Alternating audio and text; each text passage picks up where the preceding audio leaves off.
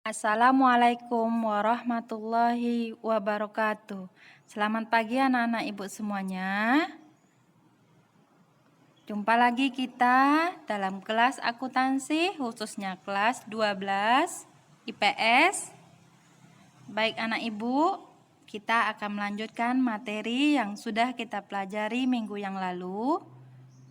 Untuk hari ini kita akan belajar akuntansi sebagai sistem informasi pertemuan kedua.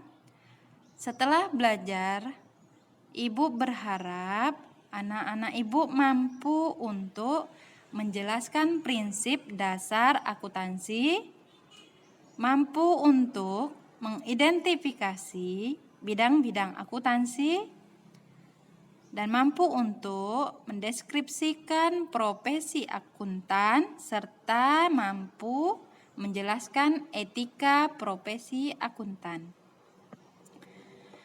Baik anak ibu, untuk hari ini kita akan membahas 4 submateri.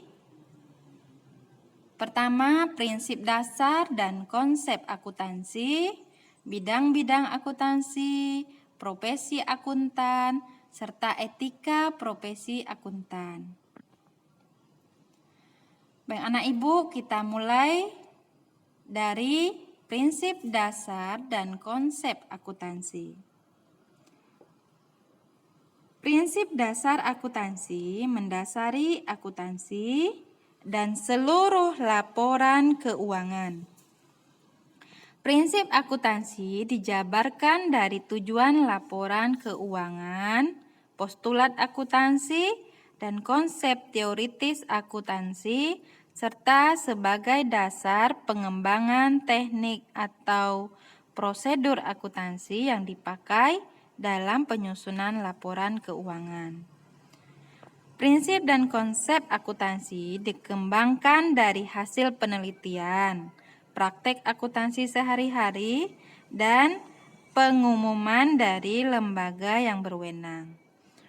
Untuk di Indonesia, lembaga yang mempunyai kewenangan mengembangkan prinsip-prinsip akuntansi adalah IAI atau Ikatan Akuntan Indonesia dengan berbagai seksi yang terdapat dalam organisasi tersebut. Baik anak ibu, prinsip dasar akuntansi ada beberapa prinsip yang harus kita pahami. Pertama, prinsip biaya historis.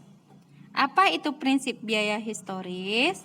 Oke, biaya historis seringkali disebut dengan harga perolehan. Jika dikaitkan dengan pencatatan dalam akuntansi, prinsip biaya historis digunakan untuk mencatat harga perolehan dalam aset, liabilitas, ekuitas, dan biaya. Hal ini mengandung arti bahwa pencatatan informasi akuntansi didasarkan pada biaya sesungguhnya. Yang kedua, prinsip pengakuan pendapatan. Dasar pengukuran pendapatan adalah jumlah kas yang diterima dari penjualan dengan pihak lain. Prinsip yang ketiga adalah prinsip mempertemukan atau matching principle.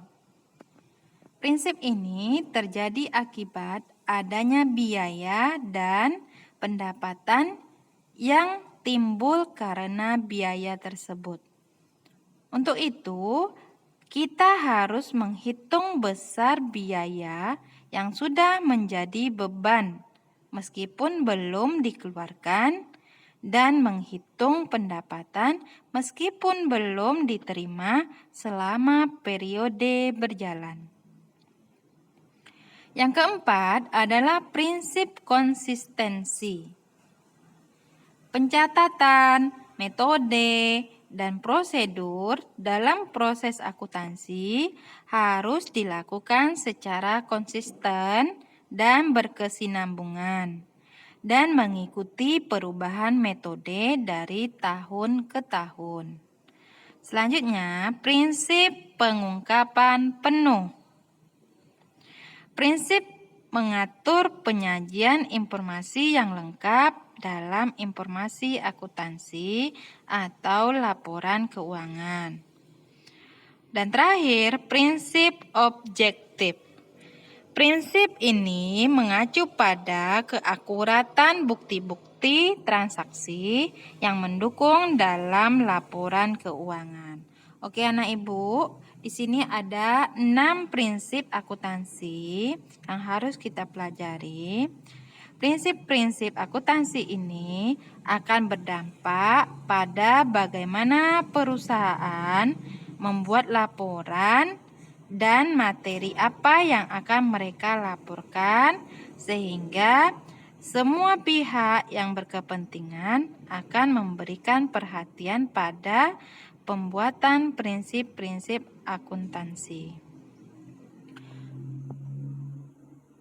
Selanjutnya, kita akan membahas konsep akuntansi. Adapun konsep akuntansi yang harus dipegang teguh oleh para akuntan dan pihak-pihak yang berkepentingan dalam penyusunan laporan keuangan adalah sebagai berikut. 1. Konsep entitas usaha. Satu unit usaha yang berdiri sendiri merupakan entitas usaha atau satuan usaha ketika data ekonomi perlu disiapkan. Entitas usaha ini dapat berupa toko serba ada, restoran Padang, usaha penyewaan komputer, percetakan, atau usaha fotokopi.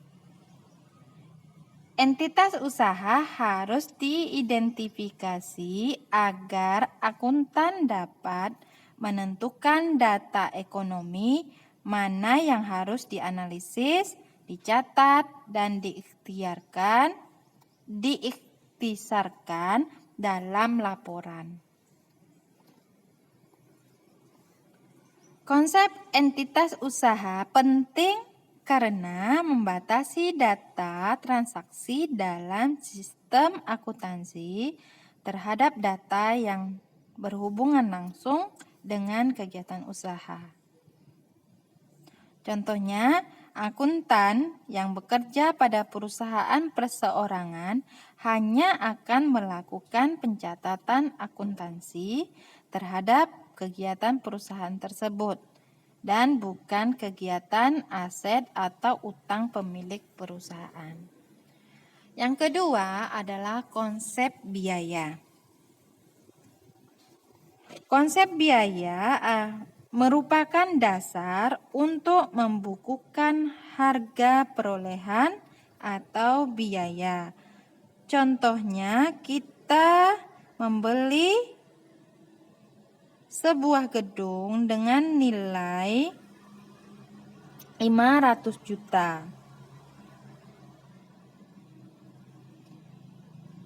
Di saat itu, konsep biaya yang dipakai adalah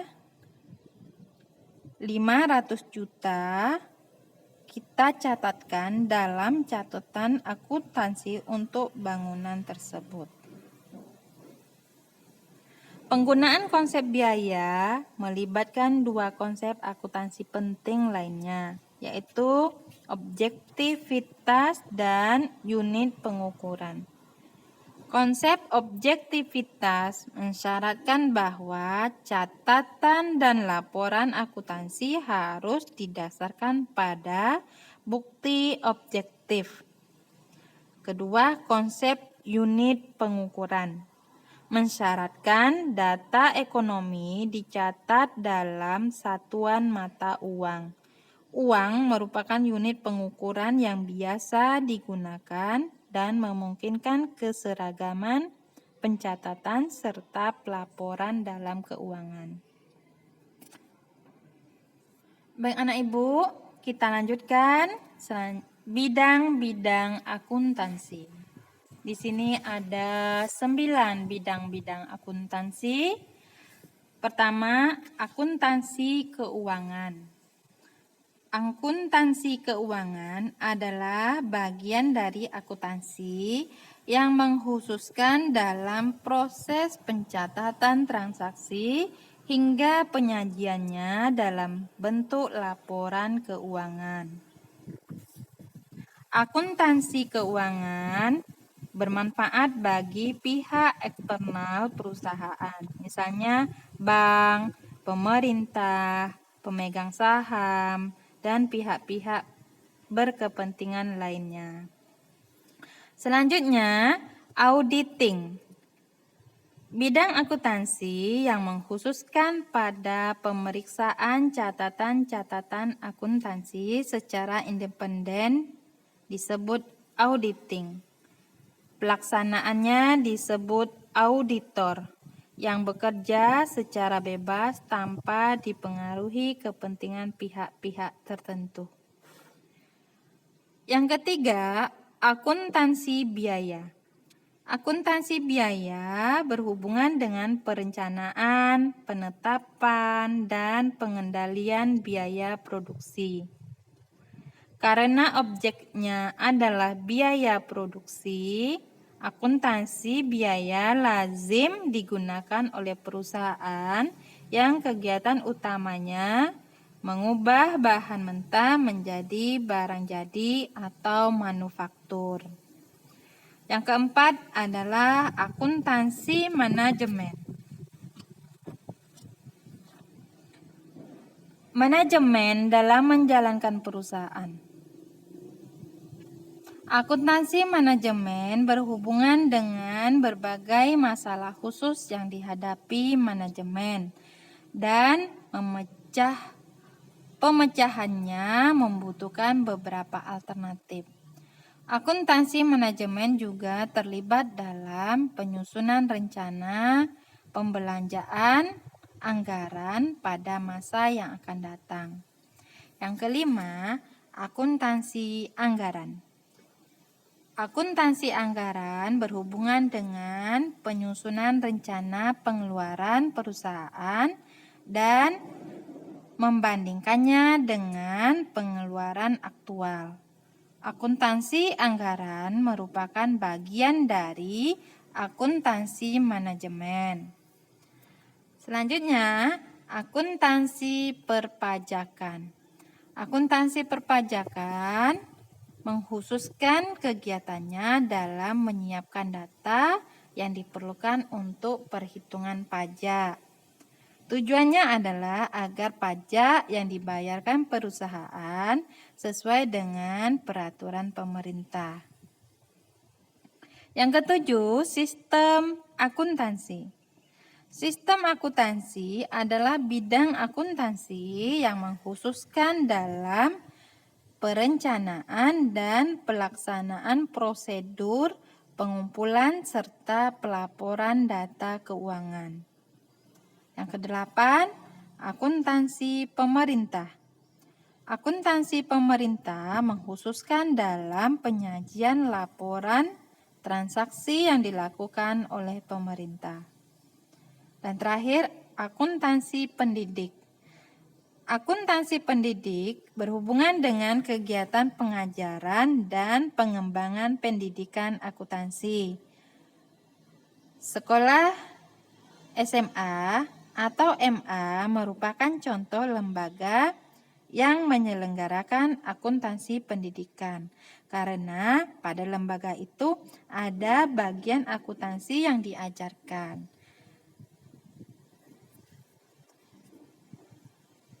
Baik anak ibu, kita lanjutkan materi profesi akuntan.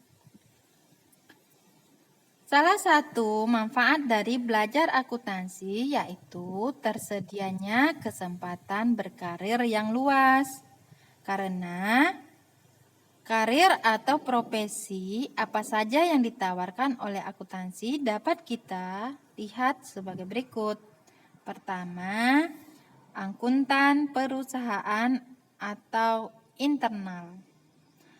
Akuntan perusahaan atau internal adalah akuntan yang bekerja dalam perusahaan dan bertanggung jawab atas berbagai fungsi akuntansi serta keuangan perusahaan.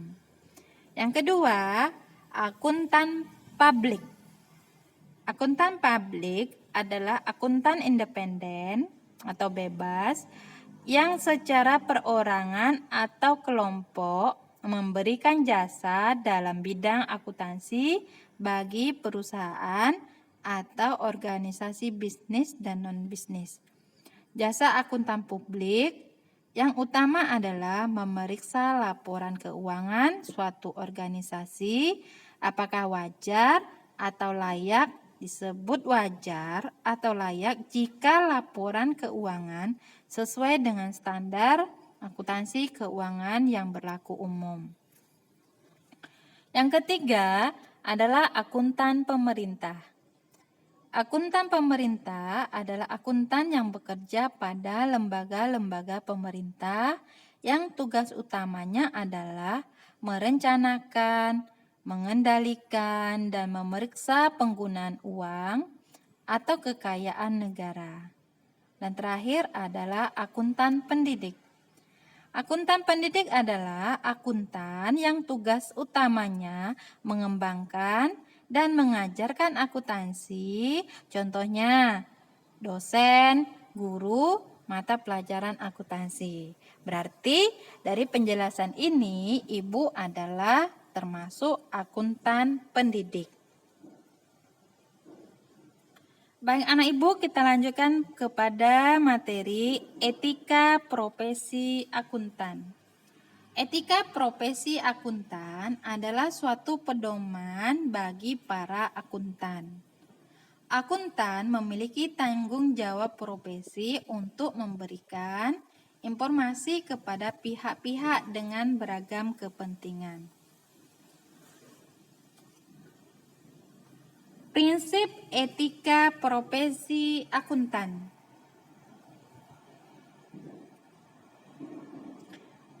Dalam Kode Etika Akuntansi Indonesia tahun 1998 disebutkan 8 prinsip etika profesi akuntan. Pertama, tanggung jawab profesi. Dalam melakukan kegiatan, setiap anggota wajib menggunakan pertimbangan moral dan bertindak profesional. Yang kedua, kepentingan publik. Setiap anggota dalam pelayanan publik harus menghormati kepercayaan publik dan wajib menunjukkan komitmen dan profesionalitasnya. Yang ketiga, integritas. Setiap anggota wajib meningkatkan kualitas kerja dan integritasnya dengan meningkatkan kualitas kerjanya, serta melaksanakan tugas dengan penuh tanggung jawab. Yang keempat, objektivitas.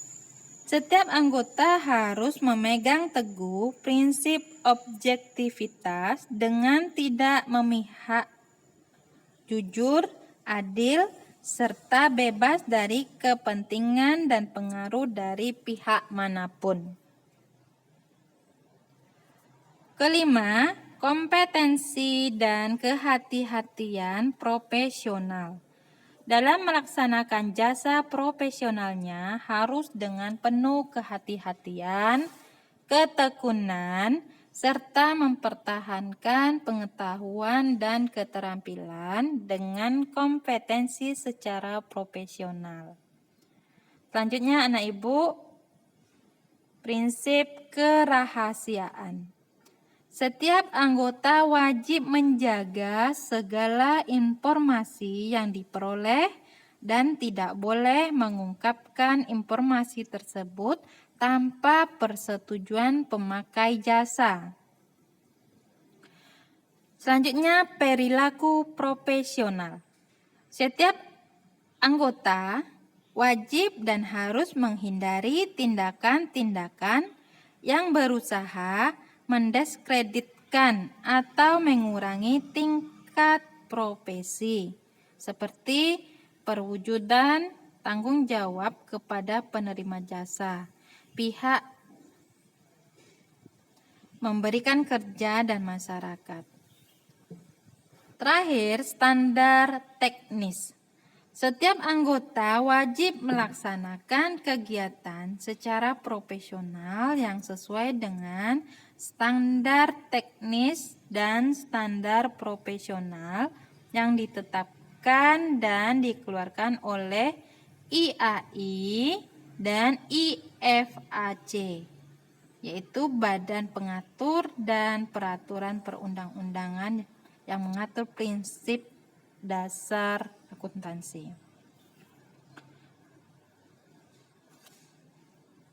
Etika profesi mutlak dimiliki oleh seorang akuntan. Hal ini diperlukan agar tidak ada penerima informasi yang diuntungkan dan dirugikan. Selanjutnya, prinsip dasar perilaku etis akuntan. Ada 3 prinsip dasar perilaku etis bagi akuntan. 1. Menghindari pelanggaran etika sekecil apapun. Pelanggaran etika profesi, walaupun kecil, tidak boleh ditoleransi atau dibiarkan. Pelanggaran etika akan merugikan reputasi profesional seorang akuntan. Yang kedua, menekankan pada reputasi jangka panjang. Akuntan adalah profesi yang memberi pengaruh secara langsung kepada para pengambil keputusan, seperti pemegang saham, pemilik perusahaan, pemerintah, dan pengguna informasi akuntansi lainnya. Oleh karena itu, akuntan harus memberikan informasi yang akurat, tidak mencari keuntungan jangka pendek, dan berorientasi pada reputasi jangka panjang. Dan yang ketiga, siap menghadapi konsekuensi yang kurang baik bila berpegang pada perilaku etis. Informasi yang diberikan oleh akuntan digunakan oleh beberapa pihak yang memiliki berbagai kepentingan. Namun, dalam kenyataannya, akuntan sering dipengaruhi agar memberikan informasi yang disesuaikan dengan kepentingan pihak-pihak tertentu. Oleh karena itu, seringkali terjadi konflik karena akuntan tidak bersedia memberikan informasi sesuai kepentingan pihak-pihak tersebut. Seorang akuntan yang baik tidak akan berkompromi terhadap penyimpangan. Baik anak ibu, demikian pembelajaran kita hari ini. Berarti sudah selesai kita mempelajari bab pertama, akuntansi sebagai sistem informasi. Ibu berharap anak ibu pelajari kembali dan ibu akhiri. Terima kasih. Wassalamualaikum warahmatullahi wabarakatuh.